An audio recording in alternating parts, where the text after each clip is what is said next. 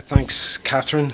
Thank you all for joining us. Thanks particularly to Vice President, who has taken the time to join us this morning, and we very much appreciate that, and her ongoing support for journalism that we've seen since she took up the role. Catherine has just given us a small insight into what it's like to be on the ground for journalists today. We also know of physical, verbal, online and legal attacks that have all sadly become way too commonplace. Such attacks are not only distressing for the individuals involved, but they also have severe implications on how the media can report on the story, or in some cases, even if they do report.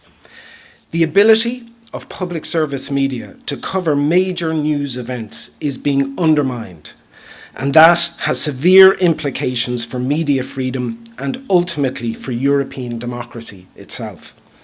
However, these past 2 testing years have not only challenged our fundamental understanding of press freedom, but they've also highlighted the significance, the impact of good journalism for European audiences.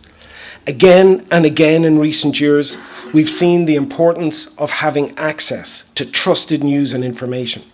In times of crisis, be that pandemic or wars, good journalism can literally save lives. Against the backdrop of these turbulent times, we've taken the first steps towards creating a pan-European networked newsroom.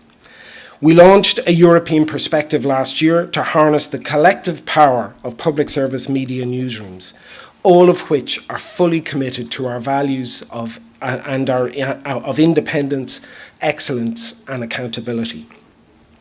Public service broadcasters together make up Europe's largest newsroom. Our members spend €5.8 billion every year on news and current affairs programmes across a range of channels across TV, radio and digital.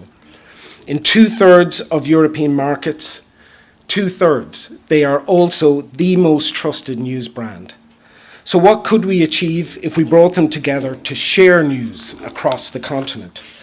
One of the key ambitions of a European perspective was to provide European citizens with an objective and broader understanding of the news of the day, as well as a wider diversity of viewpoints. At a time when the need for mutual understanding in Europe has never been so great, a European perspective is stepping up its efforts to offer citizens multilingual coverage of major stories by drawing on content produced by 12 public service newsrooms. Using AI-enabled recommendation and translation tools developed by our T&I team at EBU, and Antonio, the director, is with us here, and Sebastien, one of the key people involved. News editors across Europe now have real-time access to stories selected by their counterparts in newsrooms right across the continent. They can instantly publish these stories in their local language thanks to our embedded newsfeed. I think this is a hugely exciting initiative for us, which is only getting started. And it's already had a huge impact, but it's only getting started. We know it works, but the potential for future growth and development is huge. I'd like to thank the European Commission for helping fund this really important and innovative project. You'll hear much more about European perspective and how it's offering Europeans a balanced view on news later in the day. While I do think this is a groundbreaking development, it's no secret that public service media still faces huge barriers when it comes to actually reaching their audiences online. Global online platforms have evolved from distributors to powerful gatekeepers, disrupting the way European content is displayed, attributed, and remunerated.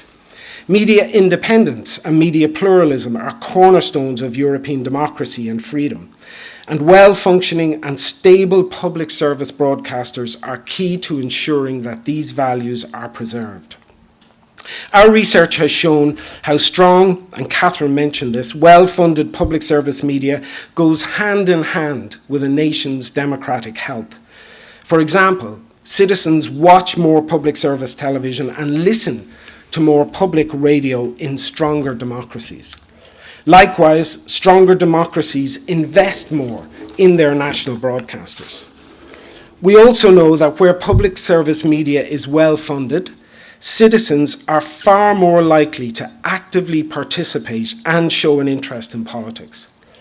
By providing safeguards for the governance of public service media, we can enable them to fulfill their mission and respond to democratic, social and cultural needs of society and its citizens, as enshrined in the Amsterdam Protocol attached to the EU Treaty.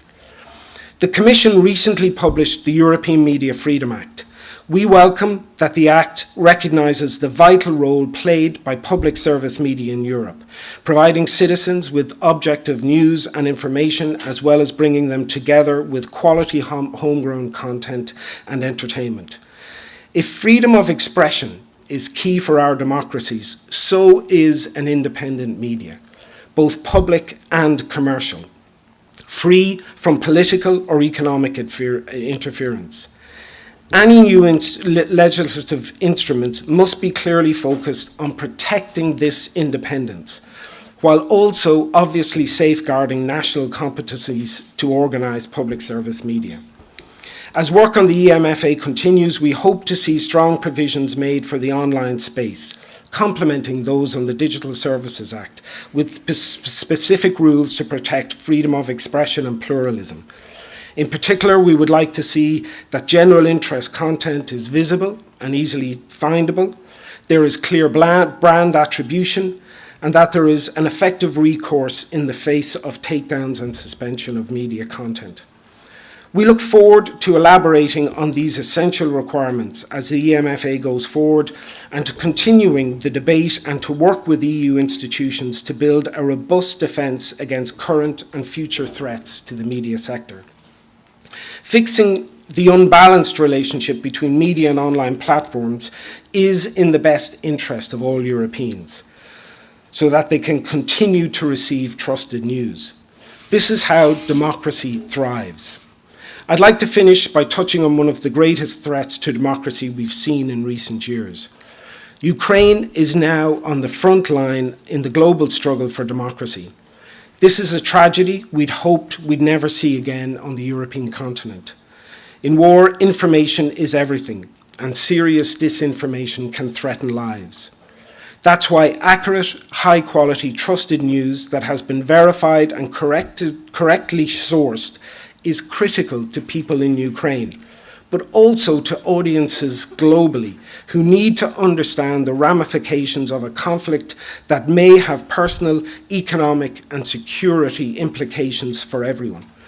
The EBU and our members have worked tirelessly to keep the news flowing, but also to offer support to both the Ukrainian public service broadcaster, UAPBC, and to the Ukrainian people, including those who have been forced to flee their homes.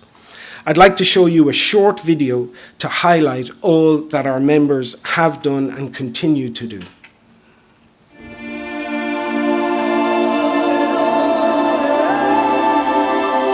Nation shall speak peace unto nation. The target is not only Ukraine. The target is the stability in Europe and the whole of the international peace order. Key target of the Russian forces is to take out television, radio broadcasting in Ukraine so that people can't get correct information. In the midst of conflict, public service broadcasters have united to offer their support to the Ukrainian people, ensuring the news continues to be told across the continent and on the ground.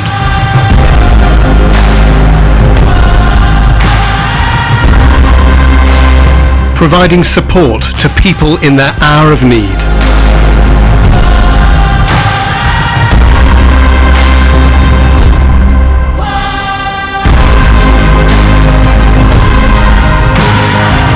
Sharing the joy as well as the pain. Україна переможець Євробачення 2022! Our broadcasters have brought us together.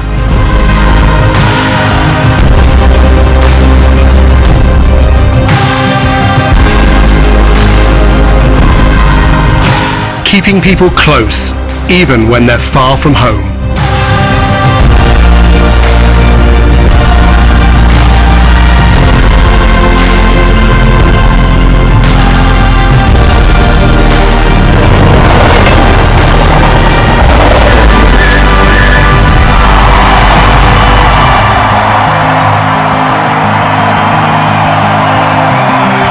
Дякую.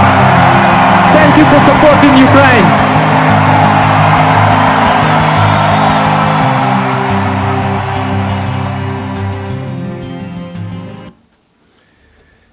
I just want to thank all of the journalists on the ground, but also all the members who have been donating equipment, support, all of the logistical teams who have been getting this support to the UAPBC, the public service broadcaster, so that it can continue broadcasting. It's been an extraordinary effort, which I know directly from UAPBC that they have greatly appreciated, and it's been right across the membership and right across Europe. You know, the war isn't over. We need to keep reporting, and myself and the Vice President were just talking about that, the need to keep reporting, the need to keep showing what's going on, not just in the war zones, but also in some of the refugee areas and what's happening there. And public service media is committed to this. We are committed in terms of the teams we have on the ground. Liz Corbin, our head of news, is completely committed to keeping that story in the minds and a sight of people around Europe, and we absolutely need to continue that. Thank you all, and European Perspective will play its role there as well. So thank you all for joining us.